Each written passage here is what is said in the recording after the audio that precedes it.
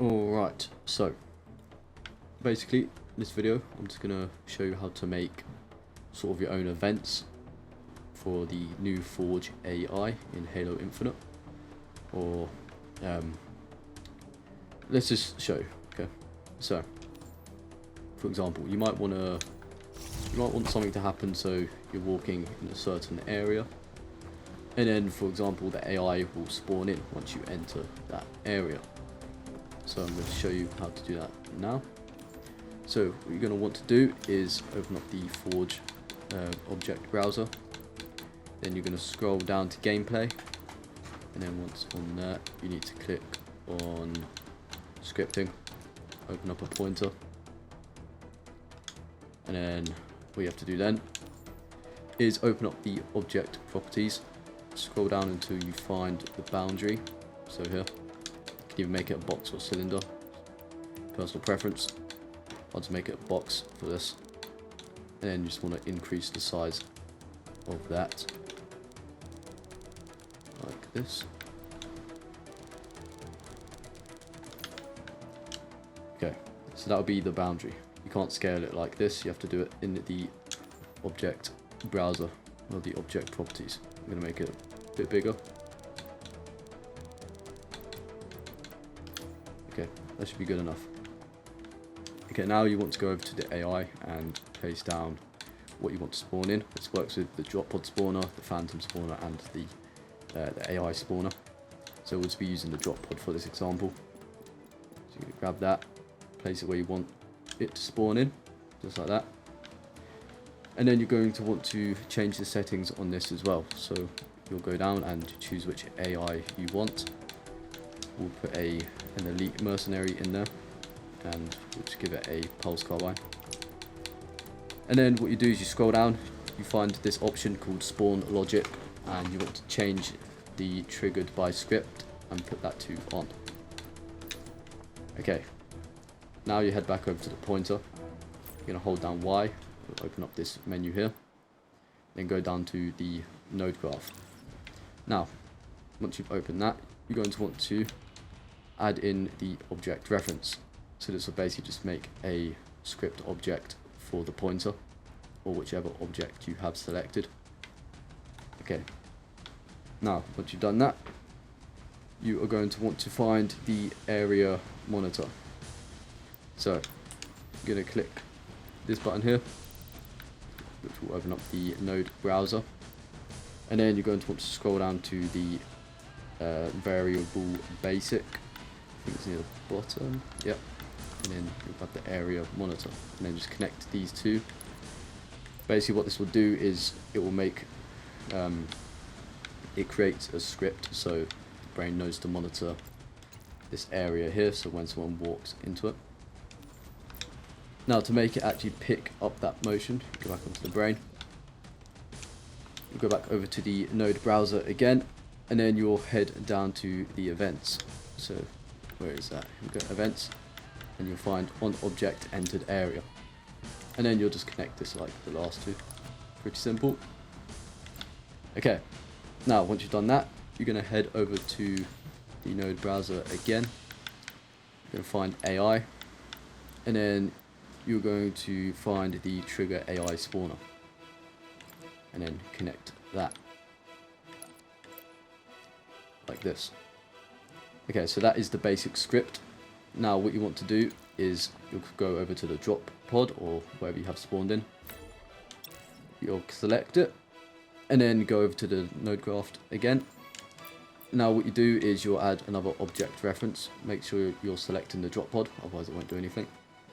And then connect that to the AI spawner. And then there you go. So that will be the basic setup. So I'll show you an example. So the zone is here. You'll enter the zone, and the AI will spawn in. Now if you stay in the zone, it will just keep spawning in a bunch of AI, which can get pretty annoying. So the way to stop that is you go back to the pointer, open up the node graph again, and then you'll head back over to the node browser, and then you need to scroll down to objects. Where is it? Here. And then you'll find this option called delete object. And then what you do is you just put them together like that, and then you'll go back to the pointer, which is your object which has the boundary around it. Duplicate that, bring it over to the end, and then connect that to the delete object script. Now when you spawn in, oh, it's a bit glitched. Okay, now when you spawn in and you go through that zone, you'll only spawn in one drop pod. See if you can keep running back into the zone, nothing's gonna happen.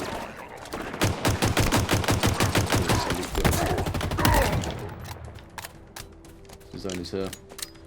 You can see as we're going back into the zone, the drop pod is not spawning back in. And this same thing works for anything else. So let's do the phantom spawner. Place that here. And we'll just throw a bunch of random AI inside of it. It's good enough.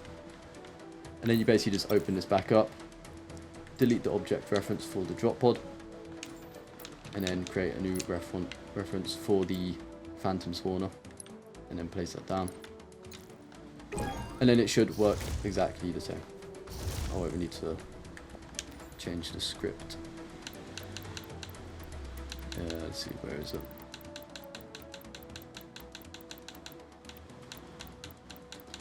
Need to find the enable by script. Probably went past it. Yep, I did. Okay, spawn logic triggered by script. So that will just spawn there. Now there is no, I haven't generated a nav mesh on this map, so they're not going to run around, and there's going to be a few errors that show up. But it should be when we enter this zone, the dropships should spawn in. And I don't think it is because the nav mesh hasn't generated. So if you don't know how to generate a nav mesh, I'm going to show you how to do that now quick. What we want to do is go to the object browser, go down to gameplay, open up the nav mesh, and you simply want to add in this nav seed point. Now if you have lots of different terrain, then you can add pieces on top like that. But for these rocks it normally just does it automatically. But you have bigger structures, then that can sometimes help out. And then you open this back up, go to the build menu, click on nav mesh and build it. Now it might take a moment because this map is pretty big, so just let that do its thing.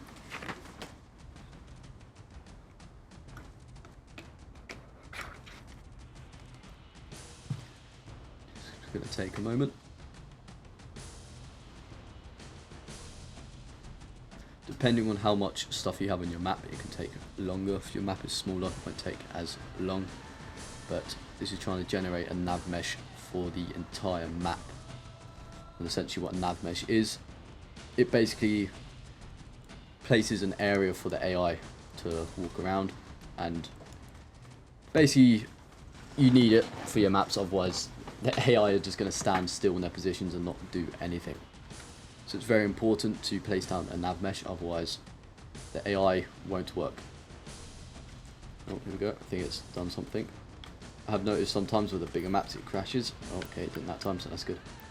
Okay, now that's done, you just have to wait for the data to download. You can see on the left side of the screen, the percentage is going up. The terrain isn't too complex in this map, it's mainly just flat, so it shouldn't take too long. Okay, there you go. So it's completed, the nav mesh has been generated.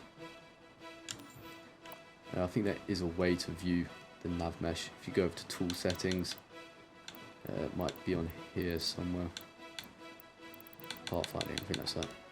Is it? Oh, I don't know. There is a way on here. Oh wait, here we go. Is this it? No. Oh, we've got a nav mesh. So you find nav mesh and just turn it on. And basically where you look, it will just show this blue stuff, which is pretty much where the AI can go. As you can see, it's generated the nav mesh on top of the rocks and stuff like that. But we don't need that on. Okay, now the nav mesh has been generated. Hopefully this thing spawns in. Oh, see there's a little glitch. Okay, there you go. So you can see the Phantom has spawned in now. Now, according to the script, this pointer has been deleted, and that will only spawn in one dropship. I don't know if you can hijack these. And then the AI spawns in.